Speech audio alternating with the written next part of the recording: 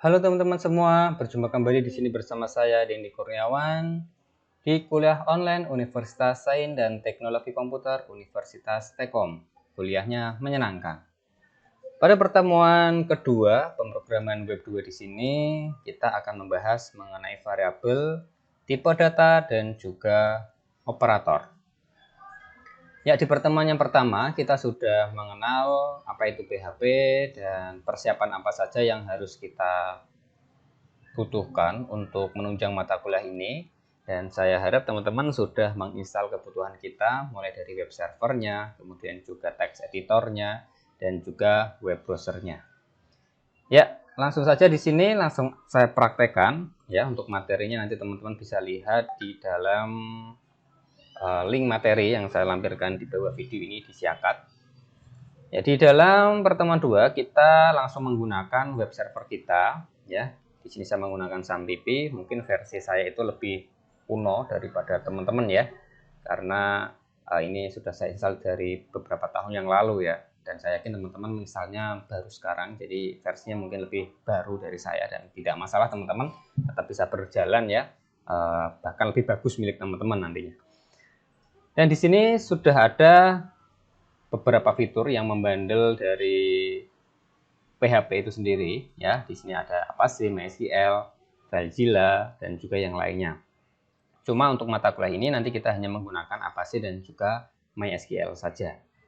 Dan di pertemuan hari ini kita bahkan hanya menggunakan Apache saja. Silahkan aktifkan, klik tombol start dan tunggu sampai modulnya ini berwarna hijau dan status di bagian bawah ini statusnya menjadi running.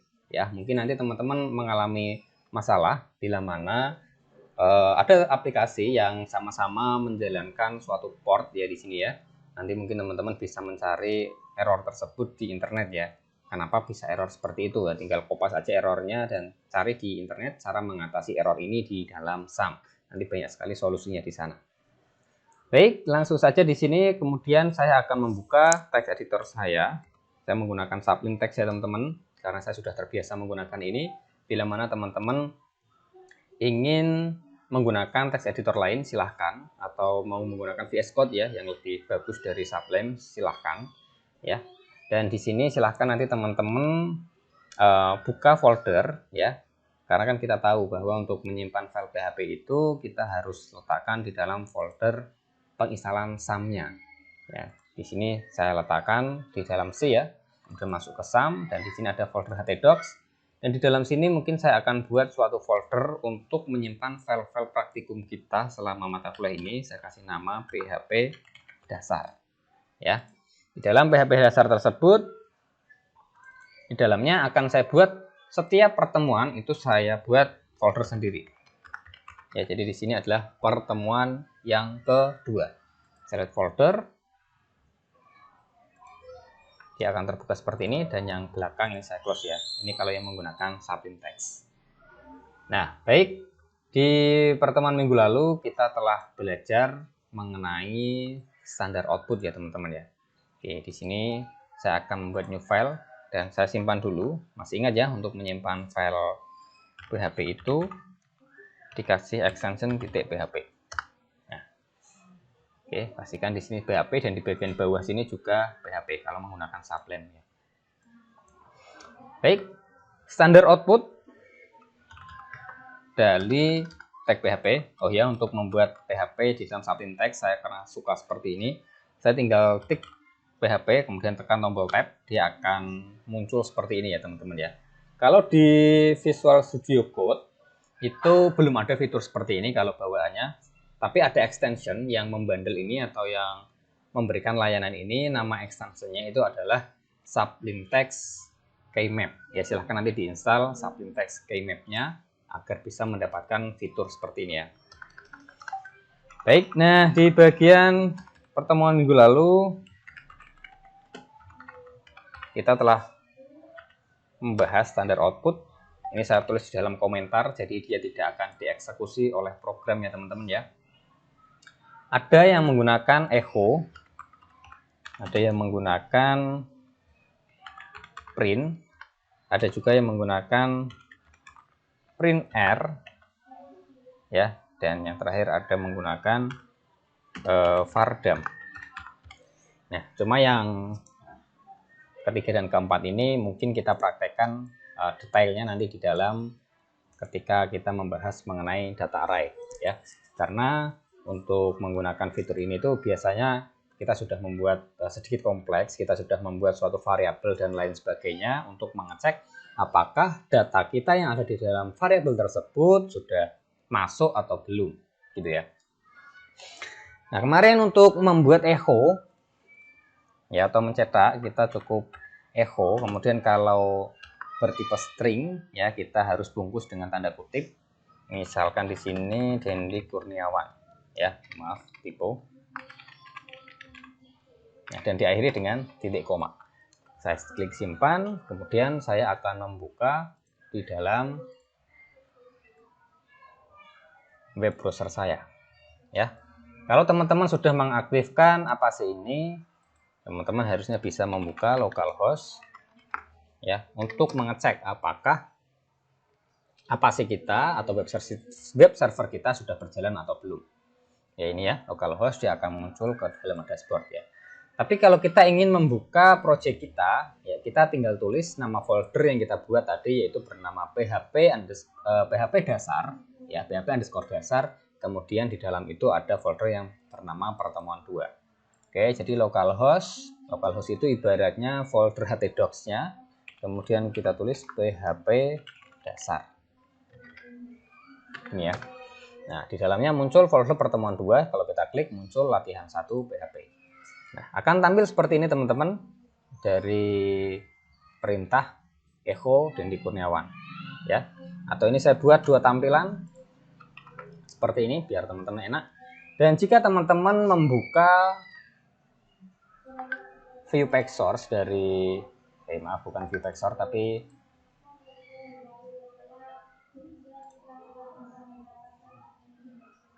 kita buka inspect ya, klik kanan inspect, dia terbentuk dari HTML teman-teman ya.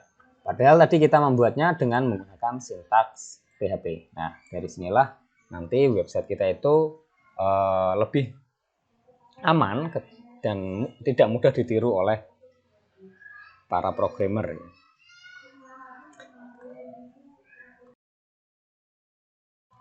Baik,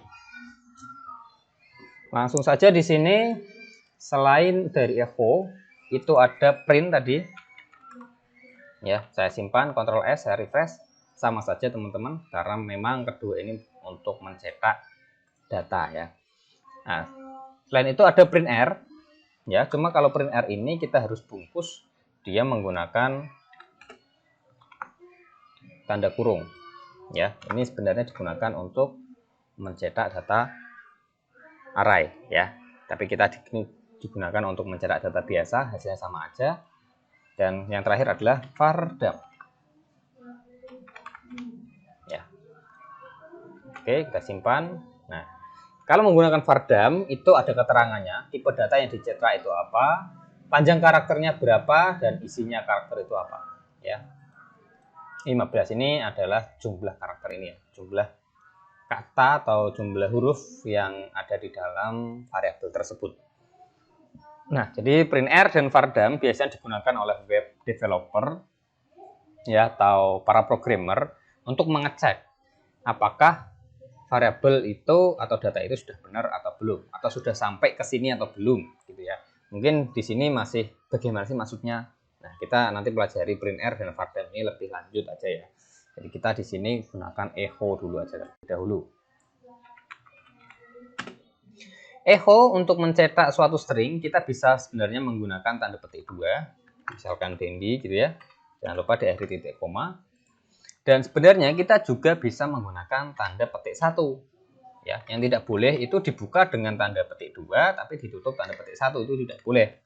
Ya, tapi kalau dibuka petik 1 ditutup dengan petik 1. Ya, sama ya. Hasilnya sama aja. Tapi kalau ditutup dengan petik 2, dibuka dengan petik 1, ditutup dengan petik 2, itu akan terjadi error. Ya. Nah, kapan kita menggunakan tanda petik 2 dan kapan kita menggunakan tanda petik 1? Misalkan kita ingin menulis hari Jumat gitu ya. Hari Jumat itu kan ada tanda petiknya, ya, hari Jumat. Jumatnya itu kan ada tanda petik 1 di dalamnya. Nah, seperti ini. Ya, kita harus membungkus ya yang di luar ini dengan petik 2, baru yang di dalamnya itu menggunakan petik 1. Kalau di sini kita menggunakan petik 1, misalkan, terus ditutup dengan petik 1. Nah, petik yang di tengah itu mengibaratkan ini adalah penutupnya. Jadi hari Jum dan At-nya ini adalah di luar tanda petik, ya. Alhasil nanti hasilnya akan error seperti ini. PHP tidak mengenal At seperti itu, ya. Oke. Atau kebalikannya, misalkan kita ingin mencetak atau dalam tanda kutip kerjakan tugas itu misalkannya. Nah, dosen berkata, misalkan kerjakan tugas ini. Nah, oke, maka tanda petiknya akan masuk ke situ. Tapi teman-teman, tanda petik 1 dan tanda petik 2 itu lebih sakti tanda petik 2. Kenapa demikian? Nanti saya akan jelaskan ketika saya membahas mengenai variabel. Oke, ini kita baru masuk ke dalam standar output, ya, pertemuan minggu lalu. Nah, ini akan saya buat komentar, tinggal di blok aja, kontrol garis miring, dia akan menjadi komentar dan tidak akan dieksekusi oleh compiler PHP. Jadi ketika di refresh, halamannya hilang. Kalau ingin mengaktifkan, di blok lagi, kontrol garis miring, ya, seperti itu ya. Oke, ini tidak akan saya hapus, saya jadikan komentar saja bagi catatan kita. Nah, yang selanjutnya saya akan membahas, ya, yang kedua di sini, pertemuan kedua, kita akan membahas mengenai operator, ya. Di dalam operator sendiri itu yang pertama ada aritmatika, ya.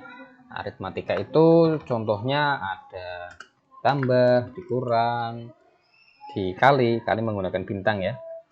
Kemudian dibagi menggunakan garis miring, dan modulus, ya.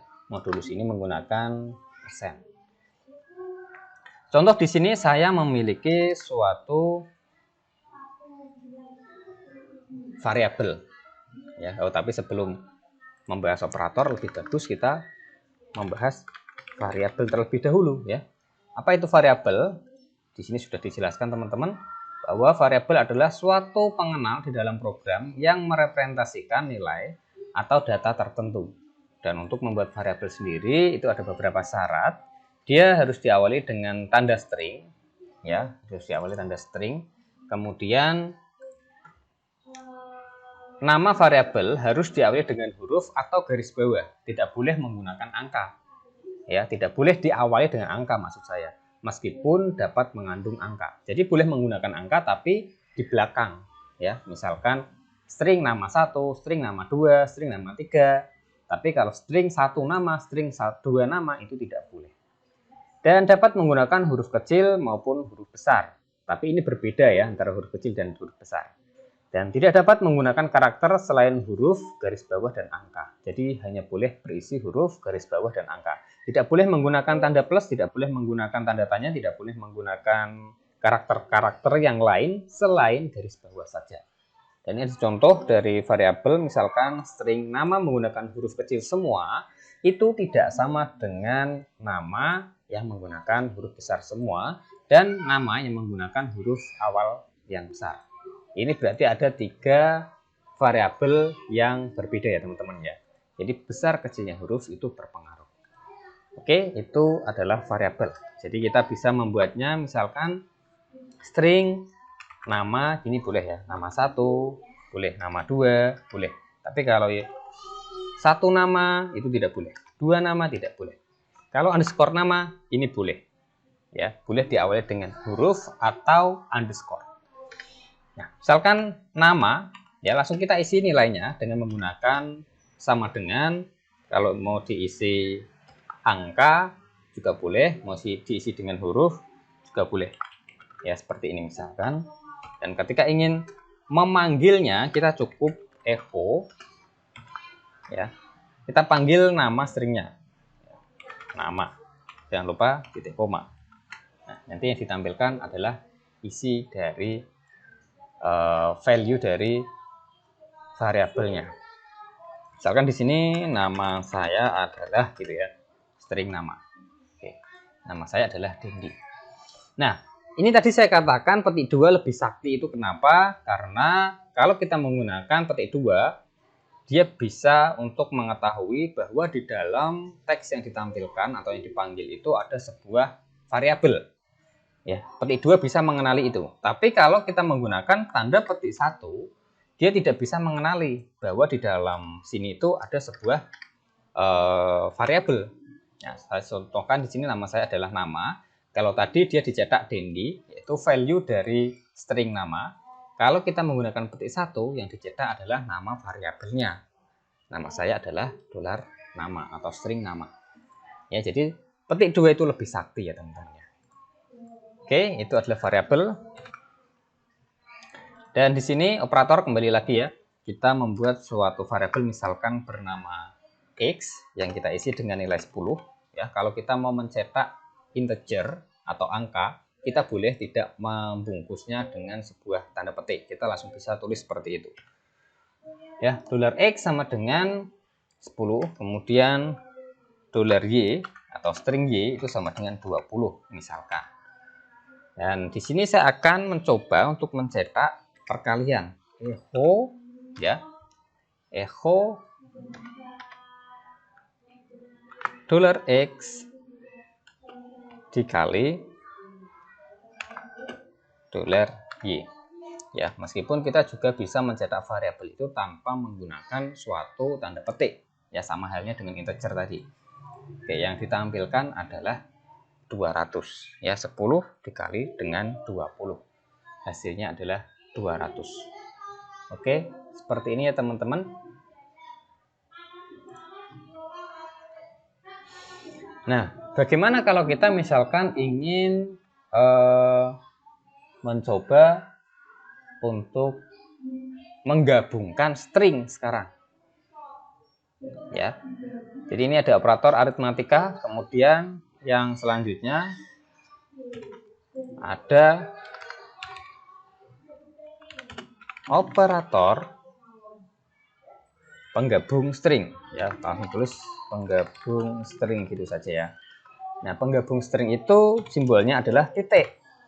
Ya, bukan koma tapi titik. Nah, maksudnya gimana Pak kok string digabung? Misalkan di sini saya akan memisahkan antara nama depan dan nama belakang. Ya, di sini saya tulis nama depan. Saya membuat variabel bernama nama depan, kemudian di situ saya isi dengan nama Dendi. Jangan lupa titik koma. Ini misalkan variabel yang kedua, nama BLKG itu ya, singkatan belakang. Nah, belakangnya misalkan Kurniawan. Titik koma. Nah, saya ingin menggabungkan nama tersebut. Ya, saya ingin menggabungkan nama tersebut. Untuk menggabungkannya itu dengan menggunakan penghubung string yaitu titik. Ini juga bisa disebut sebagai concat, teman-teman. Ya, concat. Nah, kita tinggal echo string nama depan. Ya, ini kalau di subline muncul saran seperti ini ya. Ya, sudah ada di atasnya, dia muncul seperti itu. Tapi di Visual Studio Code nanti juga bisa menggunakan subline text keymap tadi ya. Nama depan, terus kita antara nama depan dengan nama belakang kita sambungkan dulu dengan suatu string ya. Untuk spasinya kita menggunakan tanda titik. Nah, stringnya kita kasih spasi 1. Kemudian di sini kita kasih tanda titik dan baru nama belakang. Jangan lupa titik koma. Ya, ini kalau ditulis secara mendatar seperti ini teman-teman. Kita save dan kita tampilkan coba. Ya, yang ditampilkan adalah Dendi Kurniawan. Baik, itu penggabung string. Ya. Yang selanjutnya ada lagi yaitu operator assignment. Ya, atau penugasan. Ini saya buat komentar dulu dan di bawah sini saya bikin lagi yang ketiga berarti ya. Yang ke C. Assignment.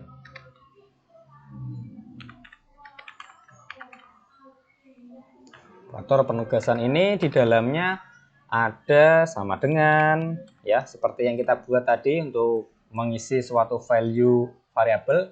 Kita sebenarnya sudah menggunakan assignment, ya, sama dengan.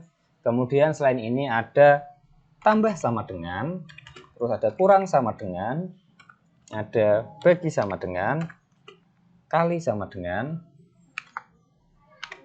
terus ada modulus sama dengan, ya. Nah, coba sekarang di sini saya membuat suatu variabel x dengan nilai 1. Kemudian kalau saya membuat variabel lagi yang namanya sama x, saya isi dengan angka 5. Terus saya tampilkan echo x, maaf, echo string x, ya. Maka yang tampil ini berapa? 1 atau 5 ini kira-kira? Ya, kalau yang belum tahu coba dikira-kira, coba dijawab di dalam hati boleh, di dalam kolom komentar boleh. Ini yang tampil berapa kira-kira? 1 atau 5? Coba kita refresh. Ya, yang tampil adalah 5. Jadi nilai yang terupdate. Ya, tapi kalau 5-nya itu saya taruh di bagian bawahnya echo, itu yang tampil sekarang berapa? Yang tampil sekarang adalah 1. Loh, kok gitu, Pak? Iya, karena echo di sini fungsinya untuk mencetak. Dan dia akan mencari di bagian atasnya. Ya, dia tidak mencari di bagian bawah, tapi dia akan mencari di atasnya. Inilah PHP natif, PHP prosedural. Dia akan dieksekusi berdasarkan urutan dari line 1 sampai line bawah. Ya, jadi dari atas turun ke bawah. Jadi eksekusinya seperti itu. Nah, jadi dia akan mencetak nilai X yang ada di atasnya, yang terdekat. Ya. Tadi kalau X ini saya letakkan di bagian sini, itu yang dicetak adalah 5, karena 5 itu adalah nilai yang terbaru, ya, yang terbaru. Kita mulai eksekusinya kan dari atas. Ya. X-nya awalnya 1, tapi sekarang sudah menjadi 5. Jadi yang dicetak adalah 5. Seperti itu. Nah, bila mana nanti kita ingin menambah atau mengkali atau mengurangi X yang atas dengan X yang bawah, itu kita bisa menggunakan operator assignment ini. Misalkan 1 mau ditambah 5. Kita kasih plus sama dengan 5. Jadi sekarang yang ditampilkan adalah 1 ditambah 5 sama dengan 6. Ya. Kalau mau dikurangi, kurangi sama dengan, berarti 1 dikurangi 5 sama dengan 4. Gitu ya teman-teman ya. Kemudian misalkan X-nya saya ubah menjadi 2. Kali sama dengan, kali sama dengan 5. Saya simpan, saya refresh, hasilnya adalah 10. 2 dikali 5, ya, seperti itu untuk operator assignment. Sampai sini apakah ada yang ingin ditanyakan teman-teman?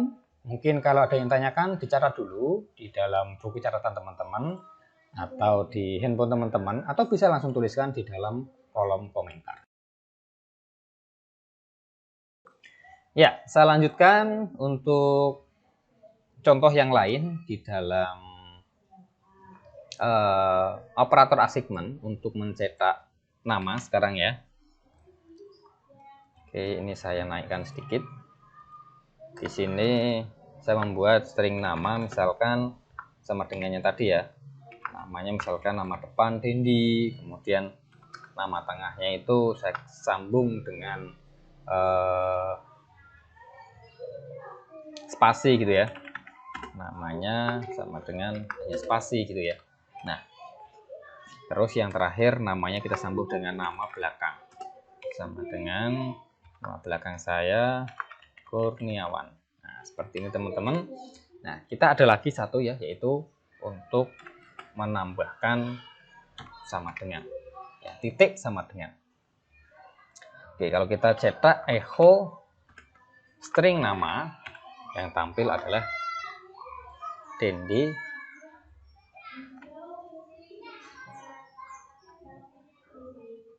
Kalau sekarang Kurniawan ya, tapi kalau kita tambahkan dengan titik sama dengan, itu adalah Dendi Kurniawan. Ya, jadi tidak mengganti atau tidak mengupdate data yang ada di atasnya, tapi menambahkan.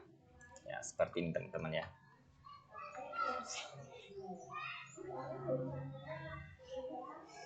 Oke, itu mengenai operator assignment. Dan yang selanjutnya masuk ke poin D, ada operator perbandingan. Ya.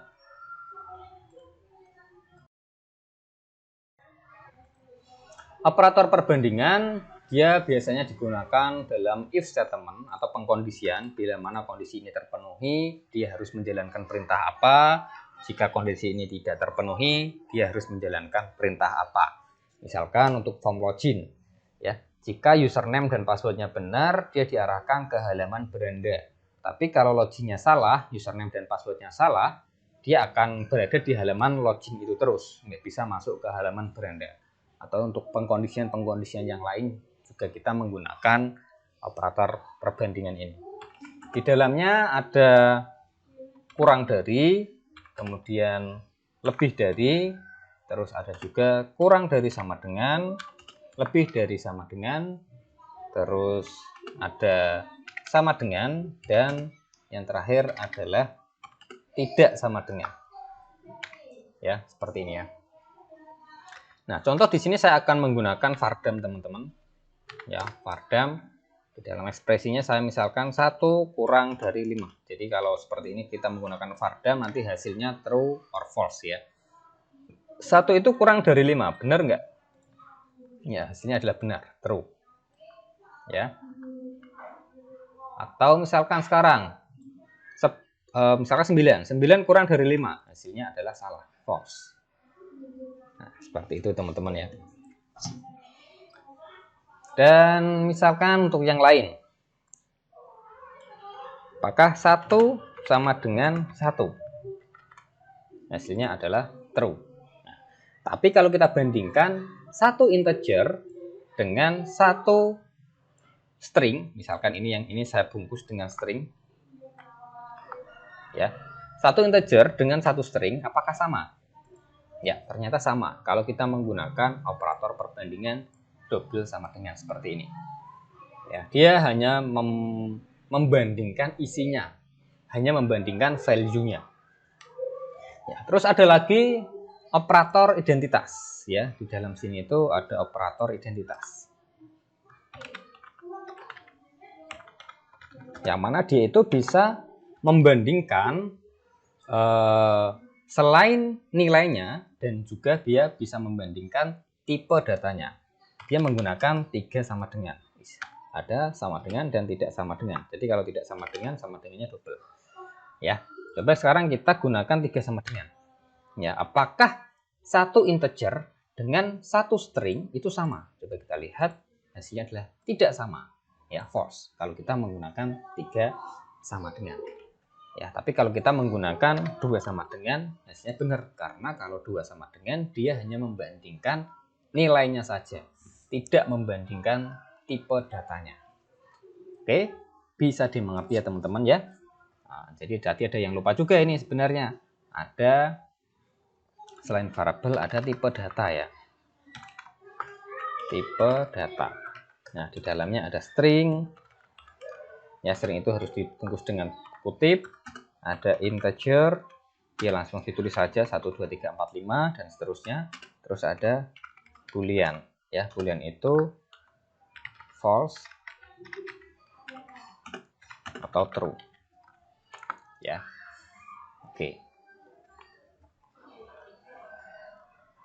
Kalau integer langsung ditulis angkanya, kalau string harus dibungkus tanda kutip. Oke, ini saya buat komentar. Dan yang selanjutnya ada operator logika. Poin E ya berarti ya. Logika. Di dalam operator logika ini ada beberapa teman-teman. Ya, ada AND. Ini kalau di dalam matematika distrik berarti konjungsi ya. Terus ada OR itu berarti disjungsi. Simbolnya garis lurus 2 seperti ini. Kalau di keyboard itu biasanya terletak di atasnya enter ya, garis lurus itu. Terus ada not ya, atau kebalikannya, lingkaran ya kalau di dalam matematika diskrit ya.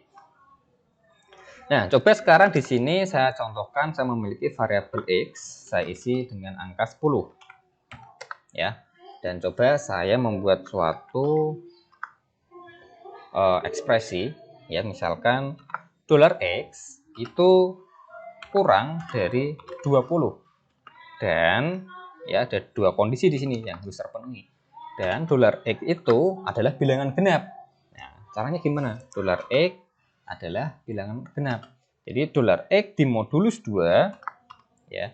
Ketika dimodulus 2, sisanya itu adalah 0. Bilangan genap kan seperti itu ya. Kalau dimodulus 2 sisanya 0 berarti bilangan genap. Tapi kalau sisanya 1 itu adalah bilangan ganjil.